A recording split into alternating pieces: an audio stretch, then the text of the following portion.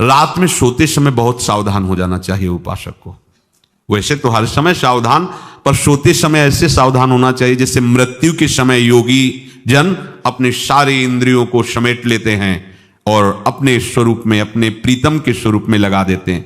तुम रोज शयन के समय ऐसा अनुभव करो, मैं नींद में जा रहा हूं या मृत्यु में जा रहा हूं, इसमें कोई फर्क नहीं पड़ता। पता नहीं आंख खुले कि ना खुले। कितने ऐसे हैं कि सोते ही रह गए।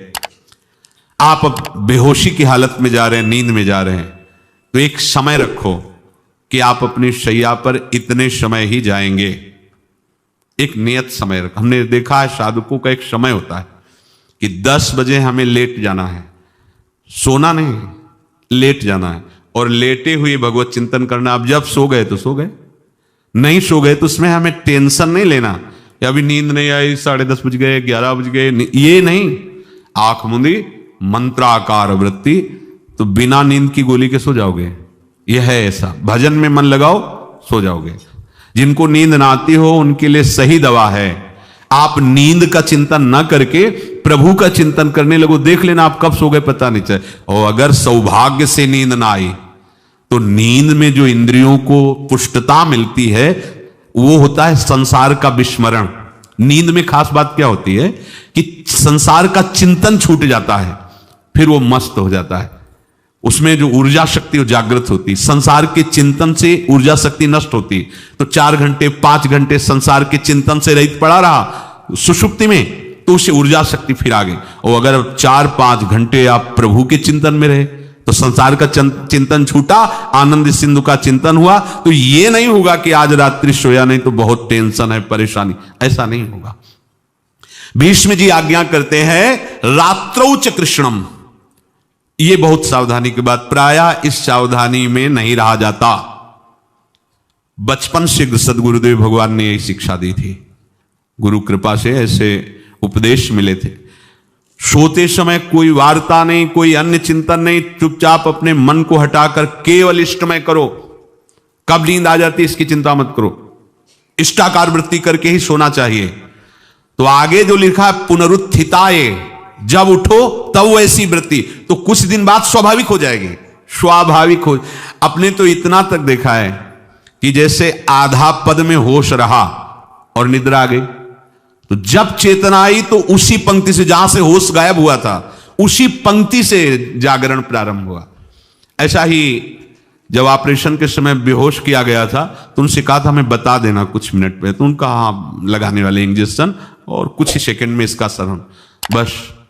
तो जो पद चलाया था जब होश आया था तो वही पद चल रहा था, मतलब बेहोशी में वो पद अपना अधिकार किए हुए था। ऐसे नींद भी तुम्हारी भजन हो जाएगी, समाधि हो जाएगी, यदि आप सोते समय प्रभु का चिंतन करेंगे। बहुत ही सावधानी की बात है। यदि इस जन्म में परम लाभ लेना चाहते हो तो इस श्लोक को अपना जीवन बनाओ। कृष्ण व्रताहा, हमारा जीवन का एक ही व्रत है कि हम अपने प्रीतम का भजन नहीं छोड़ेंगे, अखंड भजन। हमें यह नहीं देखना कि उपांशु मानसी को इसमें कितने गुना, हमें गुना बना नहीं देखना। हमें अपने प्रभु को बोलना नहीं। भजन में मन नहीं लग रहा, पद गा रहे हैं, जोर जोर से चिल्ला रहे हैं, नाम कीर्तन कर, हमें अपने प्रभु से जुड़े रहना है। कृष्ण व्रताहा, कृष्ण मनुस्मरंतो, हमारा निरंतर स्मरण चले, बस ये प्रयास रखना है। जब निरंतर स्मरण की बात कह दी तो फिर आगे कुछ कहना नहीं चाहिए, पर खास बात इसीलिए कहा जाता है कि आप समझ जाओ। रात्रौच, जब कोई भी ब्रह्मचारी, कोई भी उपासक, कोई भी बैरागी त्यागी महात्मा सोते समय सावधान हो गया तो उसकी रात्रि बहुत गलत जाएगी। खास जब आप सैया पे शयन करते उस समय असावधानी हुई तो विकार छा जाएगा, ध्यान रखना। आपका चिंतन गलत हो जाएगा, आपकी चेष्टा गलत हो जाएगी। जागृत में ना सही तो स्वप्न में। आप सावधान उस समय जरूर रहिए और उतना ही विश्राम कीजिए जितना आवश्यक हो। व्यर्थ में करवटें मत बदलिए, यह उपासक का स्वरूप नहीं होता। रोगी है तो बात अलग है, बड़े असाध्य रोगों से, नहीं तो ऐसी दिनचर्या नहीं होनी चाहिए। कै बजे? 3:30, अभी आधा घंटा तो है, फिर कमर ओढ़ लिए, ये साधक का नहीं होता। उचित समय, जो मान लो 4 घंटा विश्राम का, तो अब ये नींद का विषय आओ या ना हो, हम तुम्हारे लिए पुष्प बिछा के नहीं बैठेंगे कि आ जाओ आ जाओ आ जाओ। नहीं आई तो अब ये नहीं गया, अब इतने समय नहीं आए थे, अब 4 बजे उठने के समय कैसे, नहीं, ये फेंका। उसमें विचार नहीं किए, पहले फेंको और सैया से नीचे उतरो, भूमि को प्रणाम करो, आगे बात नहीं। वो फिर आपको ऐसा होता है 10 मिनट में तो कोई बात नहीं, 10 वो पार कर देगा, घंटा दो। रात्रौ च कृष्णम पुनरुत्थिताय, ये नियम लीजिए, सोते समय आप बिल्कुल मृत्यु दशा की स्थिति लाइए। जैसे मरने वाला नहीं होता, सब जगह से मन हटाकर, और सच्ची है, पता नहीं आंख खुले कि ना खुले। ये बड़ा धोखे का जीवन है। ये ऐसे हजारों लोग सोए और सोते ही रह गए। हमको धोखे में नहीं रहना। सुबह जग जाएंगे तो फिर भजन करेंगे, लेकिन हम बिल्कुल तैयारी में। तो जब ये था कि किडनी कभी भी फेल हो सकती, तो हमें ज्ञान तो था नहीं ऐसा उस समय, तो हम रात्रि में जब शयन का समय, तो कपड़े कौन थे, कोई पैंट शर्ट थोड़ी था, सब हटा चला, इसे रज लगाई, राधा वल्लभ जी को ऐसे बांधा, चरणामृत लिया, पूरी तैयारी में, क्योंकि पास कोई था नहीं। तो ये होता था कब मर जाए, कैसे बताएं कितना सुख, एकदम युगल चरणारविंद में तदाकार होते ऐसे। वो इसीलिए कहते हैं कि प्रतिकूलता और अव्यवस्था और दुख ये भगवत प्राप्ति का प्रधान साधन है। अव्यवस्था, प्रतिकूलता और दुख, ये अभ्यास उसी से। जब शाम के शयन करते तो पहले वृंदावन को प्रणाम करके और ऐसे भावना में प्रिया प्रिया कहते कि जैसे भी आपके हैं, अगर शरीर छूट जाता है रात्रि में तो आप धोखा ना करना, आप बुला लेना पहले। और कैसे बताओ उस समय कैसे भाव होते थे, कोई पास नहीं, कोई सुविधा नहीं, 1 रुपया नहीं, तो एकदम दैन्यता, एकदम कितना सुख मिलता, वो एकदम केवल भगवद आश्रित। तो रात्रौ च कृष्णम पुनरुत्थिताय, ये बहुत पकड़ने वाली बात है। रात्रि के समय कोई और चिंतन न बनने पावे। देखो अभ्यास, और उस समय खास करके विषय चिंतन बनता है, ध्यान रखना। दिन भर लड़ते रहोगे इंद्रियों से, और जब आप शयन के समय जाओगे तब वो अवसर ढूंढेंगी और आपको विषयों में फंसाने की चेष्टा करेंगी। कोई क्रिया या पूर्व में कोई क्रिया या कोई दृश्य या कोई बात, अगर कहीं मोबाइल से मित्रता है और बगल में रखा है तो भूल जाओ, रात्रौ च कृष्णम पुनरुत्थिताचे। जब तक नींद नहीं आती तब तक फिर वो ऐसी सामग्री डाल देगा कि वो बर्बाद हो जाओगे। साधक मान लो, हमारी प्रार्थना मान लो, हम मानते हैं कि आज के समय में यंत्र का बहुत बड़ा प्रभाव है।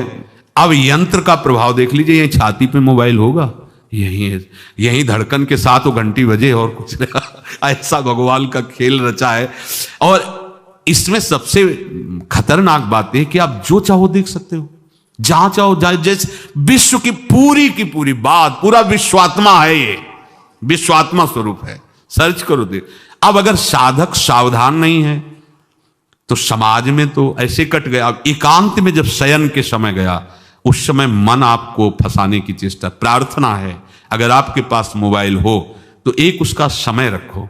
अगर आपको ऐसा लगता है कि कोई परिस्थिति आ जाए, हम स्विच ऑफ किए हैं, तो एक और मोड कहते हैं, कोई फ्लाइट मोड दो, क्या मोड में लगा दो, सीधे मत रखो, मोड में लगा दूर रख दो। आप अपने चित्त को प्रभु में जोड़िए। रात्रि के समय मोबाइल का प्रयोग मत कीजिए। मान लीजिए रात्रौ च कृष्णम पुनरुत्थिताय, सुबह उठते ही आपको कुछ चिंतन नहीं करना। सबसे पहले उठते ही, यदि आपके अभ्यास में आ गया तो ऐसा ही होगा, नहीं तो आपको पहले सदगुरुदेव भगवान का प्रणाम नमस्कार और कुछ भक्तों का, और फिर नाम जप, भले 5 मिनट ही करो, अपने आराध्य देव का सुमिरन, फिर अपनी दिनचर्या करो। वस्त्र पवित्र रखे, शरीर को पवित्र रखे। ये पशुओं जैसा आचरण करने वाले भजन नहीं कर सकते। ये जो कहते हैं ना भजन में मन नहीं लगता, पवित्रता चाहिए। अब ऐसे पशु की तरह शौच हो लिए, उठे चल दिए, ऐसे नहीं। पवित्रता, शौचाचार का निर्वाह कीजिए। लघु शंका भी जाइए तो जल लेकर जाइए। इंद्री का प्रक्षालन, फिर हाथ का प्रक्षालन, फिर 3 बार आचमन, राधा वल्लभ श्री हरिवंश, राधा वल्लभ श्री हरिवंश, जैसे शास्त्रीय विधान में केशवाय नमः, नारायणाय नमः, माधवाय। पवित्र रहिए। देखो भजन कैसे नहीं होता। मिट्टी जल आदि से बाह्य शरीर की पवित्रता और छल कपट के त्याग से भीतर की पवित्रता बढ़ती है। गुरु से कपट, यह सर्वनाश का लक्षण है।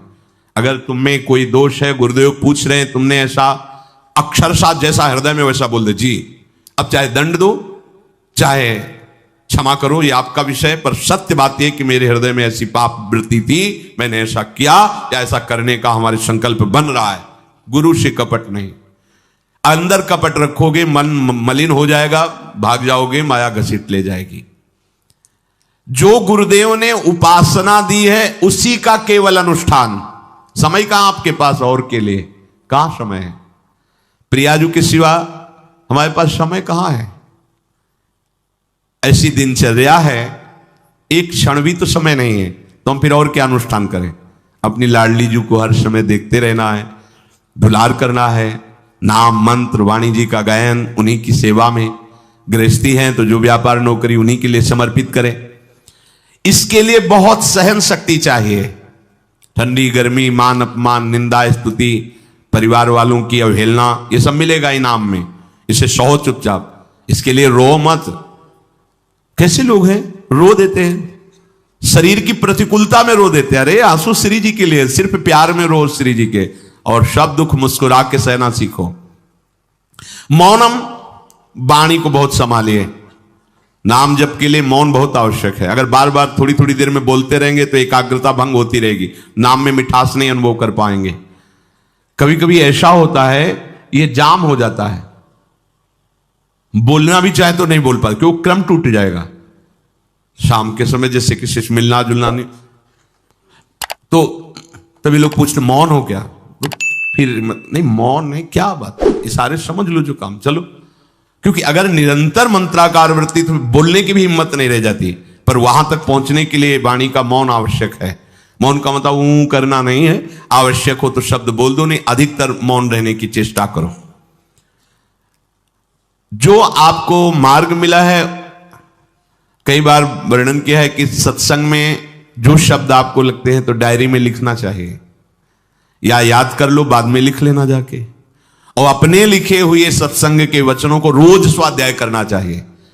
अमुक तारीख के सत्संग में ये पॉइंट, और उनको बार बार, ऐसा नहीं कि आपको ही कह रहे हैं, जहां जहां संत मिले जो जो बोले उनके सामने तो लिखा पड़ी नहीं, पीछे हट के लिखना। 2 डायरी हैं, एक सन्यास की है, एक वैष्णव मार्ग, दोनों को गुरुजनों की, महापुरुषों की वाणी को एकदम एकाग्रता से सुनाओ। जब अलग हटे तो सबसे पहला काम, इस तारीख को इस महापुरुष ने ये शब्द बोला, और उन्हीं का बार बार स्वाध्याय करना। क्योंकि सब शास्त्रों में कहां हम दौड़े घूमेंगे, महापुरुष जन सब शास्त्रों का सार बोलते, उसे लिख लिया। सरलता, आपका जीवन सरल होना चाहिए। छल कपट द्वंद, मुख में कुछ और, हृदय में कुछ और, आचरण में कुछ और, यह दुष्ट पुरुष का लक्षण है, उपासक का, शिष्य का लक्षण नहीं है। दुष्टता का त्याग करो। हृदय में कुछ और चल रहा है, वाणी से कुछ और बोल रहे हो, आचरण में कुछ और है, यह दुष्ट पुरुष का लक्षण है। साधु पुरुष का जो वाणी में वही, हृदय में वही, आचरण में है, तीनों की मिलान है, वही साधु है, वही उपासक है, वही भक्त है, जिसकी तीनों एक हो। वाणी से जो बोला वही हृदय में है, जो हृदय में वही आचरण में है। यहां वाणी से कुछ बोल रहे, हृदय में कुछ चल रहा है, आचरण कुछ और बता रहे, ये ठीक नहीं। सरलता का तात्पर्य है मन, वचन और कर्म, ये तीनों एक होने चाहिए। अहिंसा, वाणी से, शरीर से किसी को भी कष्ट ना पहुंचे, ऐसी अंदर धारणा रखो। वो अपने संकल्प विकल्प करके कष्ट भोगे, उसकी बात, हमारे द्वारा किसी को कष्ट ना पहुंचे, ये हमारी धारणा हो। सर्दी गर्मी, सुख दुख आदि, द्वंद हर्ष विषाद आदि जो है, इनको सहना सीखो। भगवान भी आदेश करते हैं, मात्रा स्पर्शास्तु कौन्ते शीतोष्ण सुख दुखदा आगमा पायनो अनित्यास्तास्तितिक्षस्व भारत।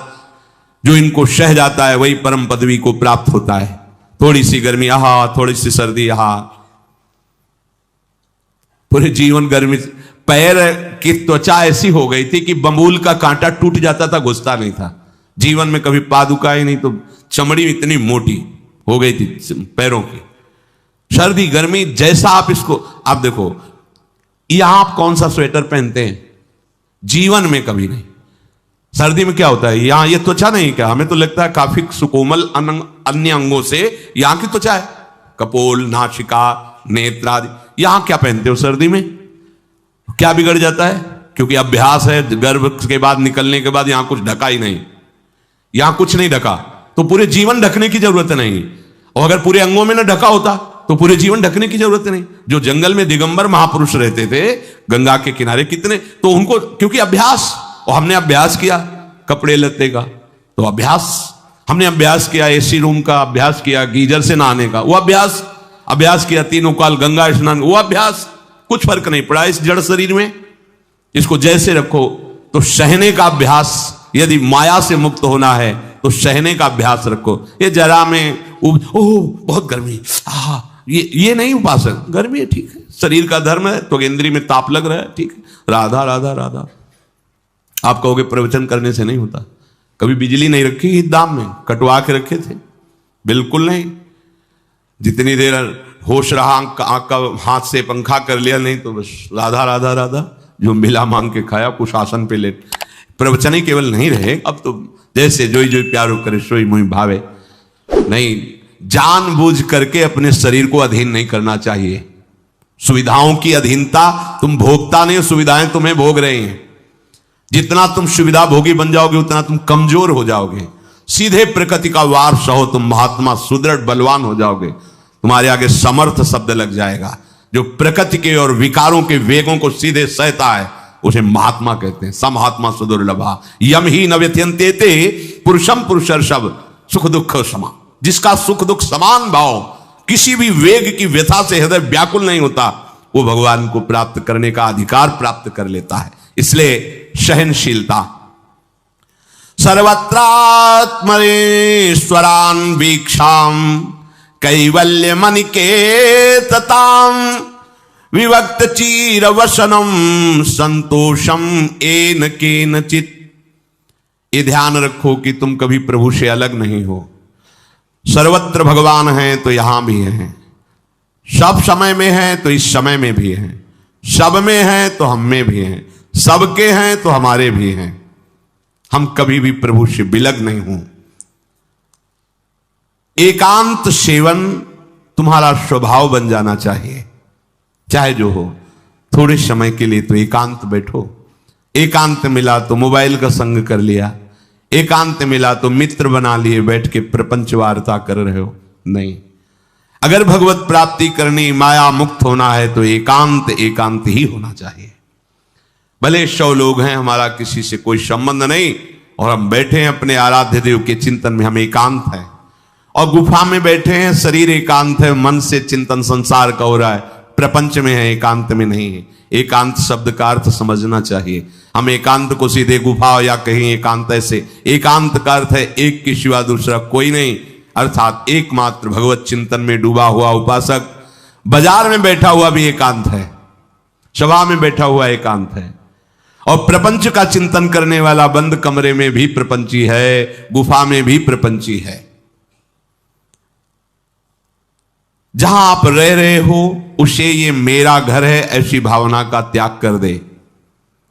अनिकेत ये भगवान का दिया हुआ वास स्थान है। कुछ समय के लिए इसमें शरीर निर्वाह कर रहे हैं, ये भी छूटेगा और ये भी छूटेगा। जैसे स्टेशन में बैठा आदमी आराम से, पर वो बैठा इंतजार कर रहा है कि कब हमारी गाड़ी आवे और उस पर हम यात्रा करें। बस ऐसा ही कुछ स्टेशन जैसा विश्राम है, कब मृत्यु आवे और शरीर छूटे, हम प्रिया प्रीतम को प्राप्त हो। ये न मेरा था, न मेरा है, न मेरा रहेगा। ये न मेरा था, न मेरा है, न मेरा रहेगा। गृहस्थ हो तो पवित्र वस्त्र पहने, और त्यागी हो तो जैसे मिल जाए भगवत कृपा से वैसे वस्त्र पहने। प्रारब्ध के अनुसार तुम्हें जैसी व्यवस्था मिली उसमें संतोष करना सीखो, मांग मत रखो। प्रभु की प्राप्ति के लिए खास बात ध्यान रखनी है, अपनी उपासना में दृढ़ श्रद्धा रखो और सर्वश्रेष्ठ भाव रखो, पर दूसरे किसी की भी निंदा ना करो। अगर किसी की भी निंदा करोगे तो फिर माया तुम्हें मुक्त होने नहीं देगी। मन को, वाणी को, शरीर को संयम में रखो, अर्थात भगवत भजन, भगवत वार्ता और मौन। मन का संकल्प विकल्प रहित होना, विषयों का चिंतन न करना, प्रभु के रूप का, नाम का, धाम का, लीलाओं का चिंतन करना। शरीर का शास्त्र संयम से वर्ताव करना। अब माया मुक्त होते चले जाओगे। इनमें किसी में भी त्रुटि ना हो, सावधानी रखो। अपनी इंद्रियों को सावधान रखो, किसी के दोष न देखने पावे। कोई गलत चेष्टा देखेंगी तो ये भी गलत करने के लिए तैयार हो जाएंगी। हे राजन, श्रवणम कीर्तनम ध्यानम हरेरद्भुत कर्मणः जन्म कर्म गुणानां च तदर्थे अखिल चेष्टिता। श्री भगवान के बड़े अवतार हुए हैं, बड़ी अद्भुत अद्भुत लीलाएं हैं। प्रभु का प्रकट होना, लीला करना, दिव्य गुणों का वर्णन, यदि आप इनको गाएंगे लीलाओं को और श्रवण करेंगे तो मोह की बात क्या, महामोह का भंजन हो जाएगा। बड़ी सामर्थ्य भगवान के चरित्रों की महिमा बड़ी है। अगर इनको आप सुनेंगे, बार बार सुनेंगे, तो आपको और कोई साधन करने नहीं पड़ेंगे, अपने आप सब साधन प्रकाशित हो जाएंगे। जहां कहीं कभी भी किसी का उद्धार की बात आई है तो भगवत चरित्र सुनने से ही आई है। शरणागति श्रवण से ही प्रारंभ होती है, भक्ति भी श्रवण से ही प्रारंभ होती है, पूर्णता भी श्रवण से ही होती है। श्रवण सुजस सुनी आयवों, और श्रवणम कीर्तनम स्मरणम, पहला श्रवण। खूब भगवत चर्चा सुनने का स्वभाव बना लेना चाहिए। पर देखा जाता है कि 20 वर्ष भगवत चर्चा सुनने पर रंग नहीं आता, क्योंकि ये तो बना लिया स्वभाव कि जहां भी कथा हो रही सुन रहे और बाद में निकले तो बख्शते वो किसी को नहीं, सबकी निंदा करते। बस किसी एक की प्रशंसा, एक की निंदा, तुम्हारा सारा का सारा सत्संग बेकार हो गया। अगर सत्संग को सुरक्षित रखना है तो ना किसी की स्तुति, ना किसी की निंदा, जो सुना है उसको अपने जीवन में मनन करते हुए उतारे। प्रभु की लीलाओं का श्रवण और प्रभु के नाम का कीर्तन और प्रभु के रूप का ध्यान, ये तीन बातें बहुत जल्दी भगवत प्रेम प्रकट कर देती हैं। ये तीन बातें बहुत जल्दी भगवत प्रेम प्रकट कर देती हैं। प्रभु के अवतार लीला चरित्रों का खूब गायन करे, खूब श्रवण करे। भगवान की अवतार लीलाएं भी हैं और प्रभु की प्रेममय निकुंज लीलाएं भी हैं। तो अगर आपका निकुंज लीला में प्रवेश नहीं है तो प्रथम सुने भागवत, भक्त मुख भगवद वाणी, भगवान के अवतारों का, भगवान की अवतार लीलाओं का श्रीमद् भागवत में खूब बढ़िया वर्णन है। पढ़ो, सुनो, क्या होगा इससे? मोह का नाश हो जाएगा। दूसरी बात, नाम कीर्तन, ये तो महान अमृत है। बिल्कुल विश्वास कर लो, नाम कीर्तन अमृत है। ताली बजा के, मंजीरा बजा के, ढोल बजा करके, नाच करके, जैसे बने, अकेले 4 लोग जैसे बने, नाम संकीर्तनम यस्य सर्व पाप प्रणाशनम। देखो, भगवत चर्चा ने महामोह का नाश कर दिया और भगवान नाम कीर्तन ने सब पापों का नाश कर दिया। नाम संकीर्तनम यस्य सर्व पाप, सर्व पीछे बीच में जो भी जमा संचित क्रिम सब को भस्म करने की सामर्थ्य नाम कीर्तन। ये जो राधा राधा आप बोलते हैं, बहुत अमृत है, बहुत अमृत। और प्रभु के रूप का ध्यान, ये तीन बातें बहुत जल्दी माया मुक्त कर देंगे, आपको भगवत प्राप्ति करा देंगे। प्रभु के रूप के ध्यान के लिए ही दिव्य श्यामा श्याम ने बिहारी जी का रूप धारण किया। ये किसी मूर्तिकार की रचना नहीं है। श्री राधा रमण जी सरकार, राधा वल्लभ लाल जी महाराज, श्री बांके बिहारी लाल जी महाराज, ये साक्षात प्रगट ठाकुर हैं। प्रिया प्रीतम हमारी दृष्टि में सामर्थ्य नहीं कि देख सके, वो तो हरिवंश नेत्रों से देखे जाते हैं।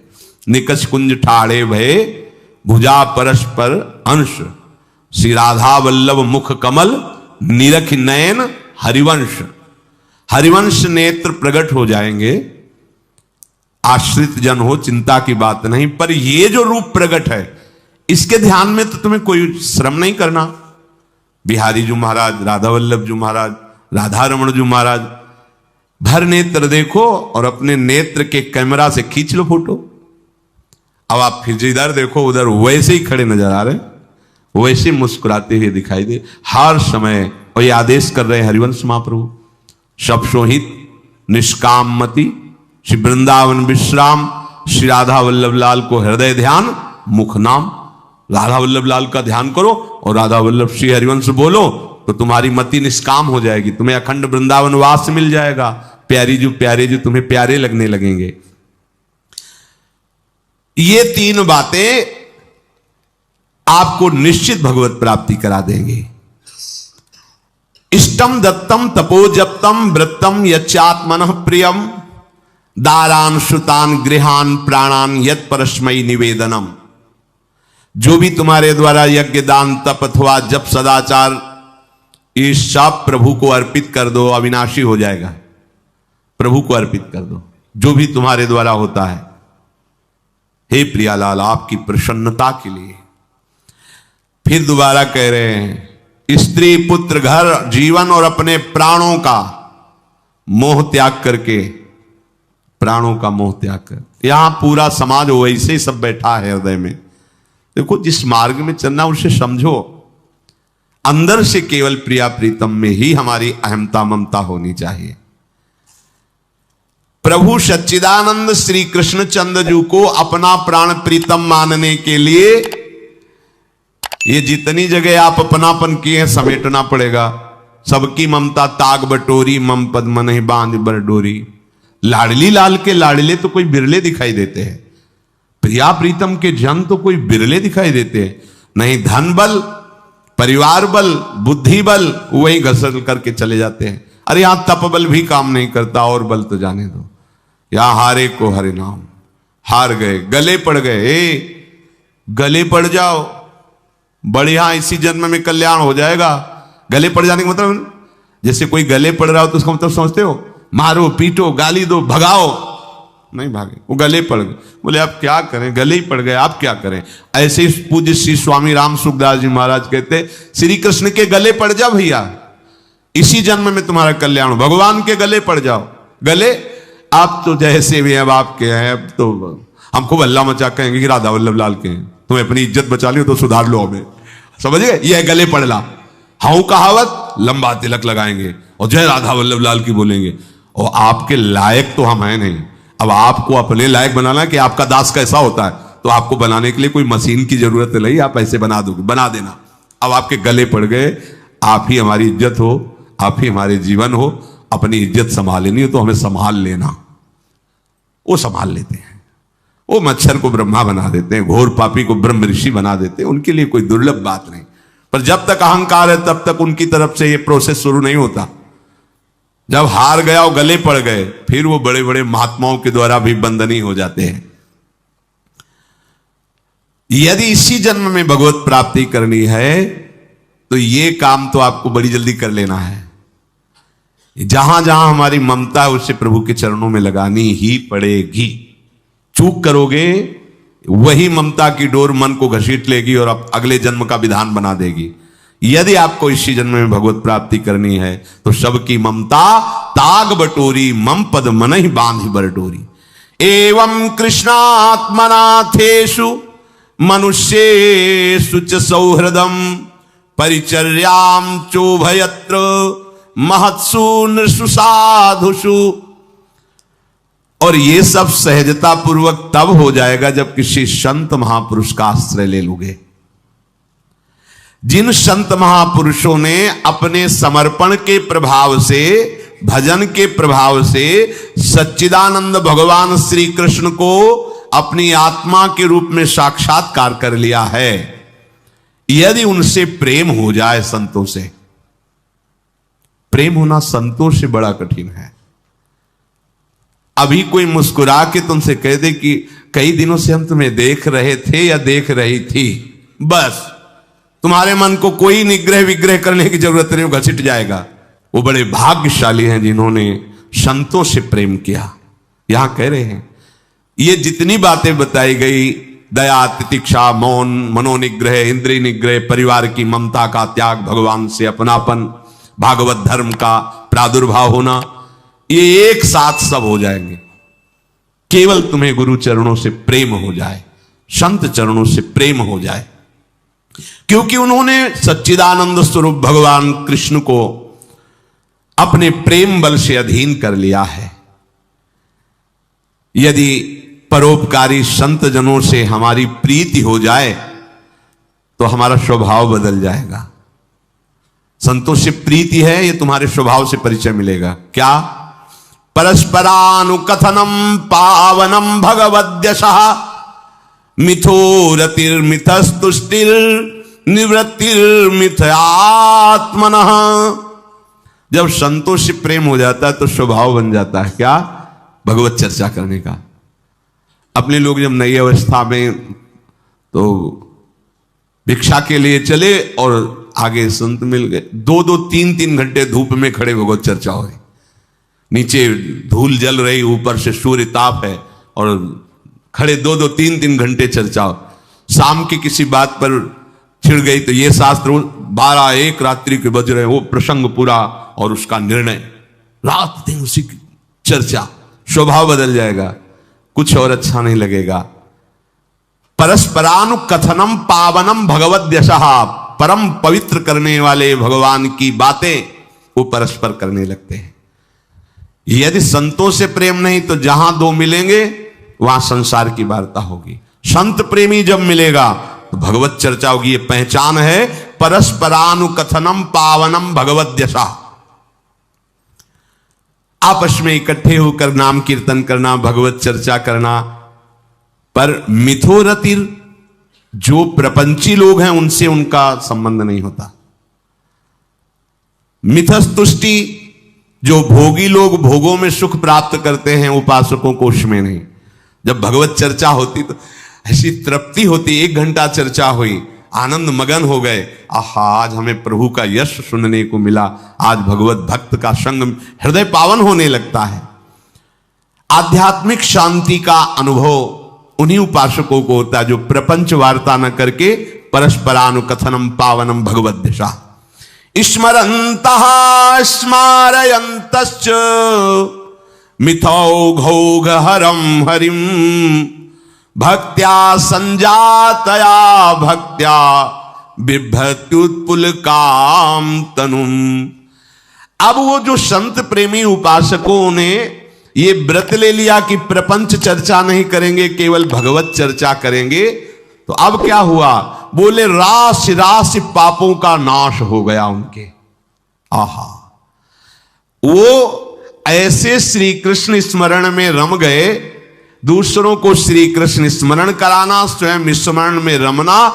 अब उनके हृदय में प्रभु से प्रेम का उदय हो गया। अब उनके हृदय में जब प्रेम उदय हुआ तो क्वचिद रुदन्त्यच्युत चिंतया क्वचित दशंति नंदन्ति वदन्त्यलौकिकाः नृत्यन्ति गायत्यनुशीलयन्त्यजम् भवन्ति तूष्णीं परमेत्य निर्वृताः। उनके हृदय की विलक्षण दशा होने लगी। वो कभी ऐसी घोर चिंता में डूब गए कि इतना समय हो गया, अभी प्रियाजू का दर्शन नहीं हुआ, प्रियाजू हमसे बात नहीं किए। चिल्ला चिल्ला के रोना शुरू, शुद्ध नहीं मैं कौन हूं, कहां बैठा हूं, ऐसे ये प्रेम उदय हुआ। अब वो चिल्ला चिल्ला के रोना शुरू कर दी।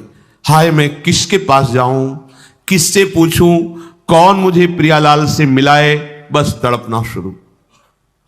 सोचते सोचते ऐसा रोना, बेशुद्ध स्थिति। उसी में देखते हैं अरे प्रियालाल तो गलबैया दिए हुए जा रहे हैं। बस ऐसा स्फुरण हुआ कि वो आनंद मगन हो गए, एकदम मन प्रसन्न, तन प्रसन्न। अभी शोकित थे, अभी आनंदित हो गए। और वो इतने आनंद मगन हुए कि लोकातीत होकर बात करने लगे प्रियाजी से। कोई है नहीं सामने, दिखाई नहीं दे रहा अन्य को, लेकिन उनके सामने प्रियालाल उनसे बात कर रहे हैं। सुना सुना करके सुंदर सुंदर पदों का गायन कर रहे हैं, राग आलाप रहे हैं। और राग में कभी ऊंचा नीचा स्वर की बात नहीं है, प्रियालाल के लिए। फिर इतने आनंद में भर गए कि नाचने लगे, झूम झूम करके नाच रहे। लोगों को लग रहा है कोई है नहीं सामने, कैसे ना, ओ प्रियालाल सामने। प्रियालाल को देख रहे, प्रियालाल को पद सुना रहे, प्रियालाल के सामने नाच रहे। और कभी कभी अरे वो तो हमें छोड़कर चले गए, फिर चिल्लाकर रोने लगते हैं, खोजने लगते हैं। कभी कभी अरे वो तो मुझे हृदय से लगाए हुए, एकदम शांत समाधिस्थ, ऐसी भाव दशाएं उसकी होने लगती है। तो जो इस प्रकार गुरु की शरण होकर उनकी आज्ञा पालन करते हुए, संत जनों से प्रीति रखते हुए, परस्पर भगवत चर्चा करते हुए, नाम कीर्तन करते हुए, भगवत रूप का ध्यान करते हुए, प्रतिपल प्रभु का चिंतन करते हैं, उनको इस दुरंत माया से पार होने के लिए कोई कठिनता नहीं, वो सहज में पार हो जाते हैं। और पार ही होना है, दूसरा कोई सूत्र नहीं है हमारे पास। कोई अब मंगल का रास्ता नहीं रह गया। ऐसी आग में जलना, जीते जी जल रहे काम क्रोध की आग में, मरते समय मृत्यु, बार बार जन्म मरण, फिर प्रलय, फिर महाप्रलय, फिर जन्म मरण, कब तक चलता रहेगा? अब तो मनुष्य जन्म मिला है, वृंदावन मिल गया है, रसिकों का संग मिल गया, अब तो जीत जाओ बाजी। नहीं तो ध्रुवदास जी कहते हैं, बार बार तो बनत नहीं या संजोग अनूप, मानुष तन वृंदा विपिन, रसिकन संग विविरूप, अत्यंत उदार करुणा वरुणालय, स्वामिनी की चरणाश्रय, निरंतर नाम जप, चूको मत, लक्ष्य बना लो।